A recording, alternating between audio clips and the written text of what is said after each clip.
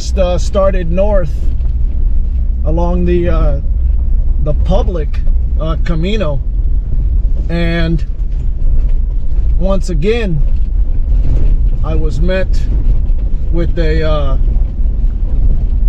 gate, a private gate. So I had to turn around. This time there was a place to turn around, which is nice, thank God, and it wasn't too far away. But it's making me take even a smaller, more precarious Camino, which is this one. Looks like there's some wild horses up here. Oh yeah, definitely some wild horses. So we're going up and over this mesa on this secondary Camino. Hopefully we won't get greeted with another gate. Brady, look at the horses. If I run into another gate, I'll try to film it, but just another example of the map is wrong. You know, it's not updated. Not sure if it will be updated or not, but these gates on public Caminos are pretty incredible. Onward we go. So far, so good. We've made it past where I thought there may be a gate, but no gate, so that's good. So we're continuing. Got about another hour to go. About 6 miles. Very pretty back here. Just enjoying every minute. But we're out of the mesa, and it should be just a straight shot, about 5 miles, like this, hopefully. Seeing it live for the first time with me. Really don't know what to expect too much, except I know we're on a bluff.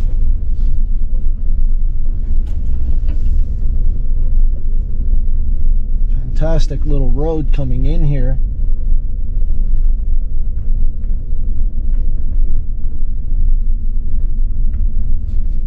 This works.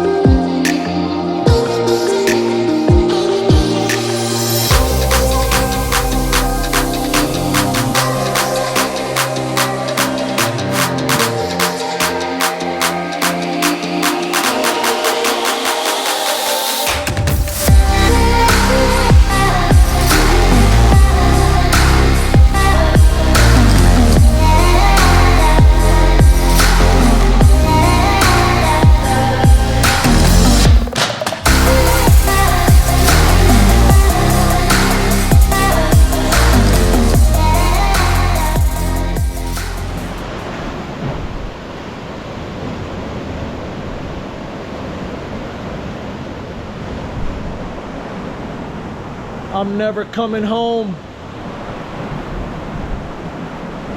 Unbelievable. Found on Google Maps, just satellite view. And if you want to know where it's located, sorry, not sharing, not this place. You're gonna have to work for it if you want to find it.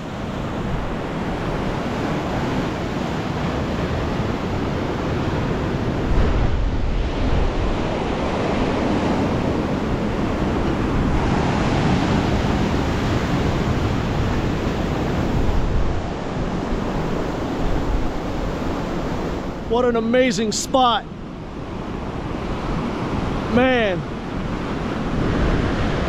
this is what it's all about right here. Gosh, look at this.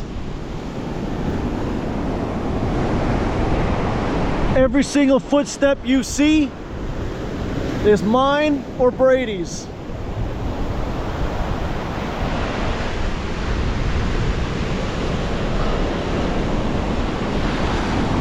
"50 yards, 60 maybe of beach, that's it.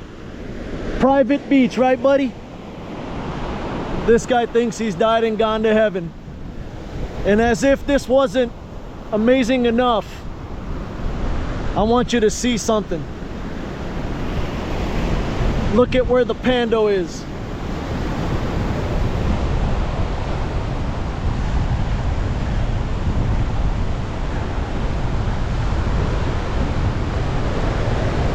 Wanted to share with you what criteria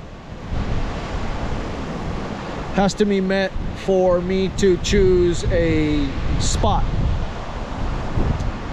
Specifically, how I park. This is a perfect example. So, the number one criteria, as you already know, is my privacy and solitude. Second is my ability to allow Brady to run free. That gives me such joy watching him just, you know, just work. That's all he ever does. He just always works. And three, I have to be able to fly the drone because it's an essential piece of my memory recordation. I need to be able to set the tone with, you know, with the aerial photography.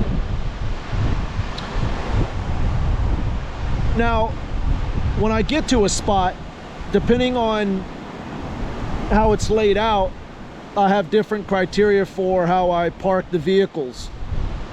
The number one criteria on how I park the vehicles, again, if privacy is an issue, it's going to be privacy. But that alone, like a spot like this where I'm totally alone and no one will definitely invade my privacy here, is the view. The only thing that will trump the view is the wind. If it's very windy, for instance, I will choose the dunes instead of the bluffs, you know, lower ground instead of higher ground. Here, as you can tell, you know, we're on this bluff. The beauty of this bluff, which makes this so perfect, is that I am protected by this mound right here. You see? This mound right here protects me from the wind. In addition to the mound, if there was no mound, then often you'll see my truck parked in bizarre formations with the Pando. I use the truck as a windbreak. So, in addition to the mound, I put the truck there as well, as you can see, to protect me from the wind, from the prevailing winds, which are from the north, which is that way. Lastly, I like to choose a spot that faces south on that side of the Pando. And the reason is because it's the driver's side of the Pando. I'm sorry, this side. The solar panels have southern exposure. So if I point the truck and the front of the Pando west when I'm coming in, then I know that that side is facing south, and I get maximum solar panel voltage.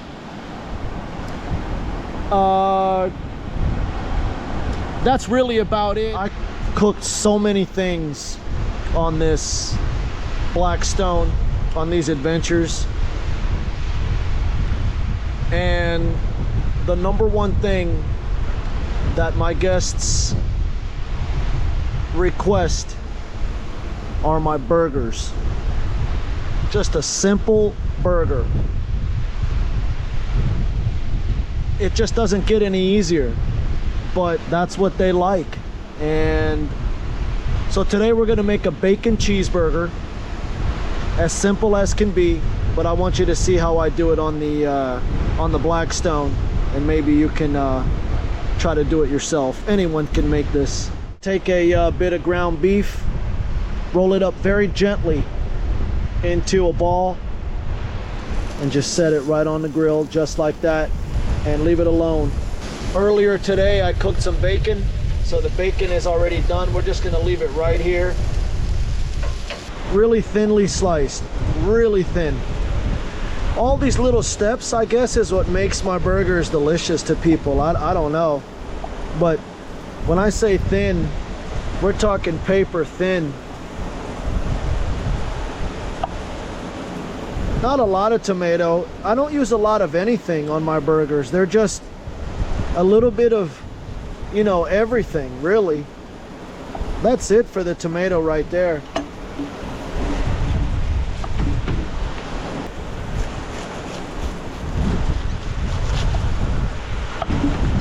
That'll do it right there. What I'm gonna do now is just smash the burger down.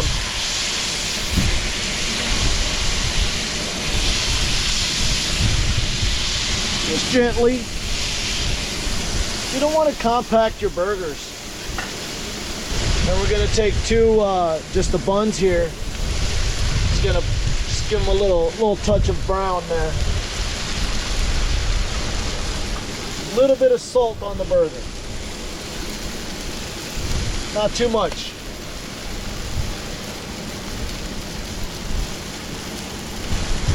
A little bit of pepper.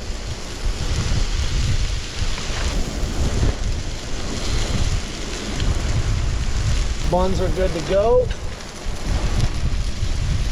Now we're ready to assemble. Little mayo, both sides. Ketchup.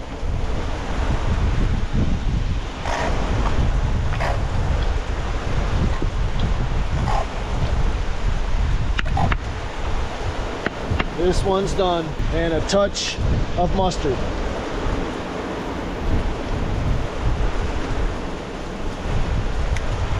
Take your lettuce right on top, onion, and tomatoes.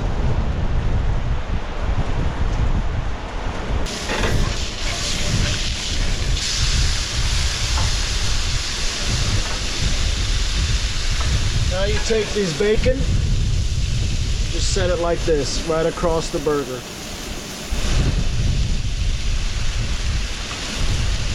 You take some Swiss cheese. Just one slice. Remember, a little bit of everything, just right on top.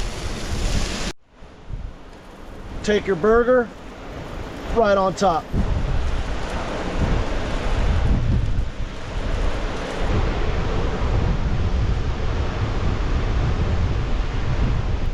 Let's taste.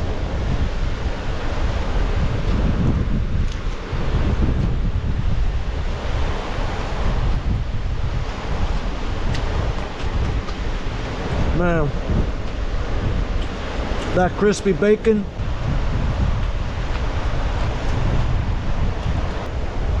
We're in Baja California Sur on the Pacific coast, somewhere between Todos Santos